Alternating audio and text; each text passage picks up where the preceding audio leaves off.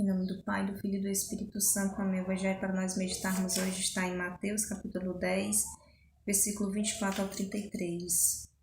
Naquele tempo, disse Jesus a seus discípulos: o discípulo não está acima do mestre, nem o servo acima do seu senhor. Para o discípulo basta ser como seu mestre, para o servo ser como seu senhor. Se ao dono da casa eles chamaram de Beelzebul, quanto mais a seus familiares.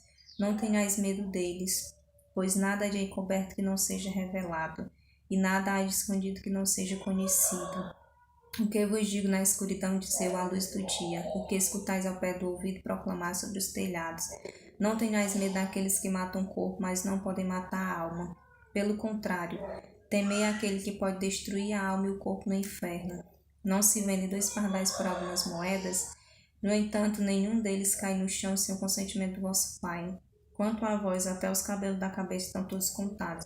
Não tenhais medo, vós valeis mais do que muitos pardais. Portanto, todo aquele que se declarar a meu favor diante dos homens, também me declarei em favor dele diante do meu Pai que está nos céus. Aquele, porém, que me negar diante dos homens, também eu negarei diante do meu Pai que está nos céus. Palavra da salvação, glória a vós, Senhor. O Evangelho de hoje vem nos falando que Jesus ele disse aos seus discípulos para que eles não tivessem medo. Medo daqueles que iam levantar falsos, daqueles que iam perseguir os discípulos, porque eles pregavam e anunciavam a verdade. E nós também não precisamos ter medo por nós sermos de Deus, ter medo de pregar e anunciar a verdade, que é o Senhor. Jesus ele foi muito perseguido.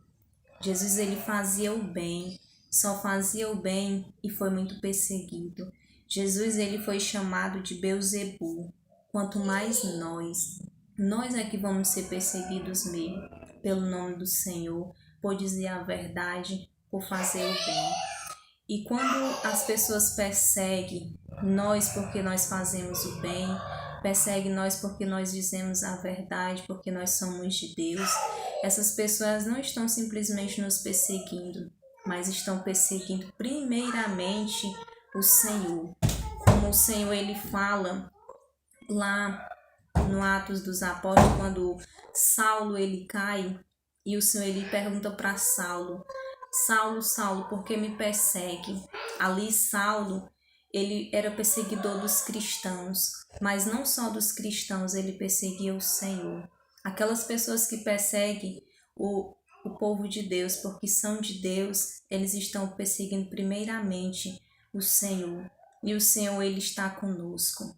É por isso que nós não precisamos ter medo dessas pessoas que nos perseguem, dessas pessoas que nos caluniam, dessas pessoas que querem nos destruir, porque nós somos de Deus, porque nós fazemos o bem. E no versículo 28 diz: não tenhais medo daqueles que matam o corpo, mas não podem matar a alma.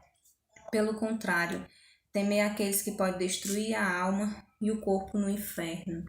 Aqui vem nos falando para nós cuidar da nossa alma, porque o que mais importa é a nossa alma. É claro que nós precisamos cuidar do nosso corpo, que o nosso corpo é templo do Espírito Santo, mas cuidar muito mais da nossa alma, porque a nossa alma ela é eterna. O nosso corpo ele é passageiro, o nosso corpo ele é terreno, o nosso corpo ele anseia pelas coisas da carne, pelas coisas da terra.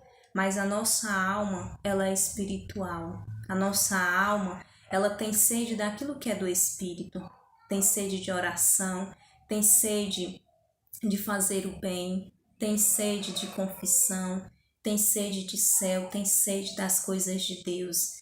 Porque a nossa alma, ela precisa se alimentar todos os dias pela palavra, pela oração.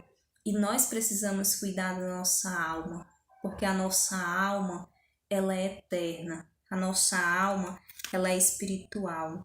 No versículo 29 diz: nenhum deles cai no chão sem o consentimento do vosso Pai.